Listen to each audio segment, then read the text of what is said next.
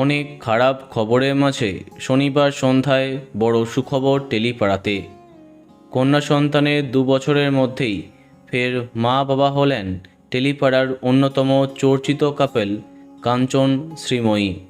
Tollywood অভিনেতা তথা প্রাক্তন বিধায়ক কাঞ্চন মল্লিক এবং তার স্ত্রী শ্রীময়ী চট্টরাজের কোল আলো করে এলো তাদের দ্বিতীয় সন্তান। 56 বছর বয়সে তৃতীয়বার বাবা হলেন সবার পছন্দের কৌতুক অভিনেতা কাঞ্চন মল্লিক। তার আগের স্ত্রী পিঙ্কি ব্যানার্জির সাথে তার এক পুত্র সন্তান রয়েছে। তবে শ্রীময়ী চট্টরাজের সাথে সংসার বাঁধার পরে দ্বিতীয়বার সন্তানের মুখ দেখলেন। সম্প্রতি সামাজিক মাধ্যমে এই মিষ্টি ছবিটি শেয়ার করে সবার সাথে এই সুখবর ভাগ করে নিয়েছেন এই দম্পতি। পুত্র সন্তান হয়েছে তাদের। এই ছবি শেয়ার করে তারা ক্যাপশন দিয়েছেন, কৃষভির ছোট ভাই কৃষিব আজ জন্ম নিয়েছে। আমাদের ছোট্ট পরিবার 3 থেকে 4 হলো। আমাদের পরিবারে স্বাগত কৃষিব।